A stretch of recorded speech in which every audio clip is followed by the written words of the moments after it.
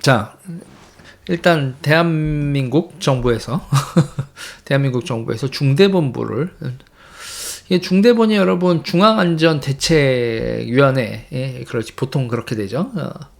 이걸 여러분 재난 상황, 화물연대 파업을 재난 상황으로 본 거예요. 사회적 재난 상황으로 본 거죠.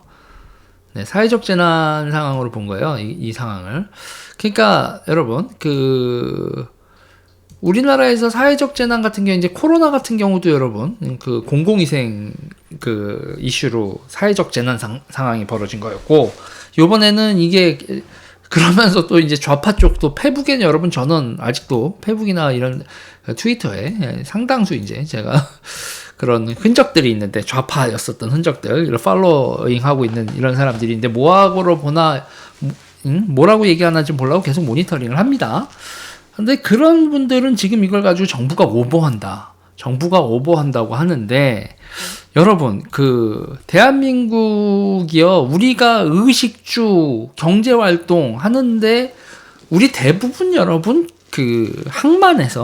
항만에서 물건, 컨테이너로 실어 나르는 그 물건을 우리가 소비하고 살고 있습니다. 소비하기도 하고, 생산해서 팔기도 하고 있고, 자, 대한민국 지금 오늘 날짜 2022년 11월 28일 현재 지금 컨테이너 물동량이 평소 대비 28%라고 합니다.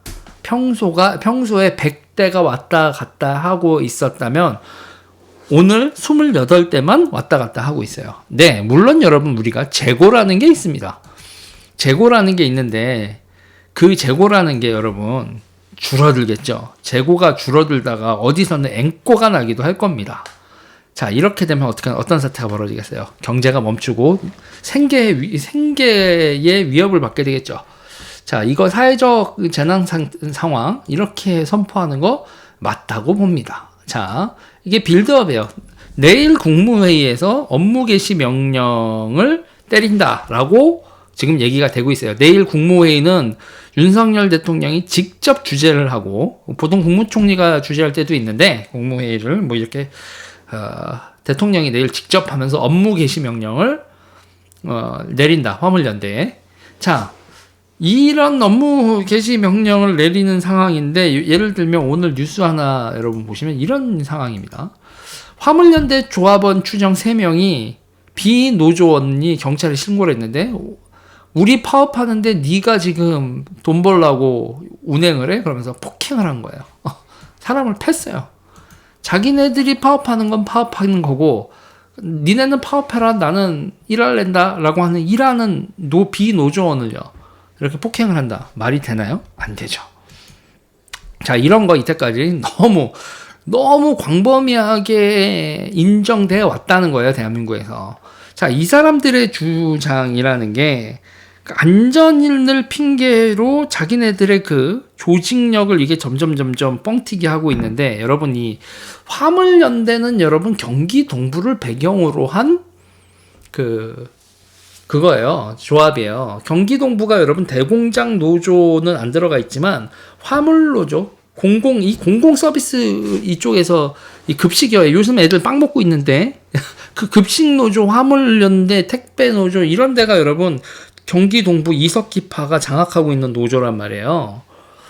저는 이 사람들이 이렇게 벌이고 있는 일에 대해서 좀 곱게 보지 못합니다.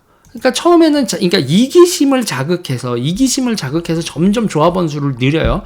자, 이 화물연대 조합원들은 이 기본 운임제로 자기네들이 소득이 올라가니까 엄청 좋았을 거예요. 자기네들한테 소득을 올려주게 한 지도부 갑자기 자기네들을 조직하는 이 사람들을 구세주처럼 보였을 수도 모릅니다.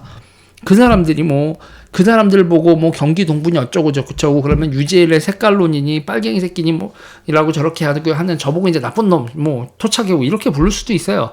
자, 문제는 이 사람들이 이걸 점점점 확대를 하죠. 컨테이너와 시멘트는 대한민국의 기간 산업이고 하니까 오케이 알겠어, 기본 운임제를 해놨는데 이 사람들이 이 기본 운임제의 연한 3년을 연장하는 거에서 영구히 하자라는 게 여러분 이 사람들이 주장하는 내용의 핵심 같지만 아닙니다. 더 많은 조합원들을 끌어들이기 위해선 화물 종류를 확대하려고 들고 있어요.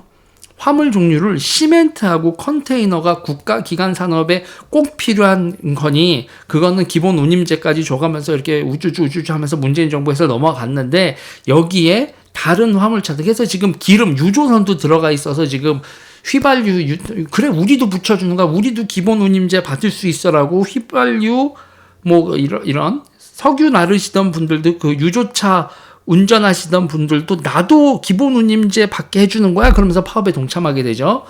그리고 이제 특장차들 하셨던 분들 이런 부분까지도 전부 다 하고 있죠. 그러니까 정부에서는 오케이 논의는 해보자였었지만 이렇게 당신들이 이 화물 운전자들 전반으로 다 확장을 해서 그거에 대해서 대한민국의 물류비를 끝까지 끌어올리는 거에 대해서는 정부는 동의할 수 없다 이렇게 된 거고 이들은 지금 이런 상태에서 실력 행사를 하고 있는 건데 저는요 여러분 저는 이 와중에 옛날 뉴스 좀 하나 보여드릴게요.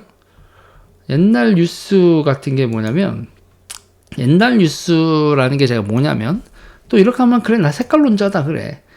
자, 이 사람들 왜 로딩이 안 되지? 당신들 사이트 터졌니? 자, 무슨 얘기를 하고 싶냐, 여러분. 자, 3부 해방정국 9월 총파업과 10월 인민항쟁 이렇게 해서 통일뉴스에서 이명태의 다시 보는 해방전후사 이런 얘기가 있는데 제가 저분들 NL의 시각을 느끼고 싶으면 여러분 합법적인 공간에서 NL분들의 그 생각이 어떤 식의 사고방식을 가지고 있는지 보고 싶으시면 여러분 통일뉴스 같은 거 보시면 되는데 이때 여러분 재밌는 얘기가 있어요. 여기서 이거에서 1946년 미 군정 시기에 조선노동조합 전국 평의회 전평이라는 게 있었어요. 전국 평의회 저는 민주노총의 전신이라고 봅니다. 그때 이제 9월하고 10월 때 그 9월하고 10월에 총파업이 계획되어 있었는데 이게 9월에 총파업을 했는데 계획은 10월에 돼 있었어요. 제가 말을 잘못했네요. 9월에 총파업을 했는데 원래 계획은 10월 달로 돼 있었던 총파업을 9월로 땡겨서 한 달 땡겨서 했는데 그 땡겨서 한 이유가 뭔지 아십니까, 여러분? 그걸 땡겨서 한 이유가 바로 박헌영 구속이었어요. 자, 박헌영 체포령이 미군정에서 박헌영 체포령이 떨어지자 얘네들은 10월 달에 하기로 되어 있었던 총파업을 한 달 땡겼다는 얘기죠. 네. 저는 요번에 이 화물연대 파업과 관련돼서도 하나 궁금한 게 그 포인트예요. 당신들 일정은 12월 아니었어? 12월 1월 하던 총파업 일정을 왜 한 달 땡겼냐? 누가 혹시 구속되는 것 때문에 정치적으로 연기야? 하긴 그분이 대통령이 됐으면 지금 당신네들이 원한 거 다 이뤘지. 기본 운임제에서부터 시작해서 그래서 그분이 대통령이 됐다면 다 됐는데 그분이 지금 잡혀 들어가 생겼네? 갑자기 여기 뭐가 나오고 그러니까 당신들이 한 달 땡겨가지고 정부를 공격하는 거. 물론 이거는 유죄일식 음모론입니다. 이게 음모론 같아요, 여러분? 아니면 이렇게 말하는 게 어느 정도 근거가 있는 것 같아요. 더 지켜보죠. 이 사람들 어떻게 나오나.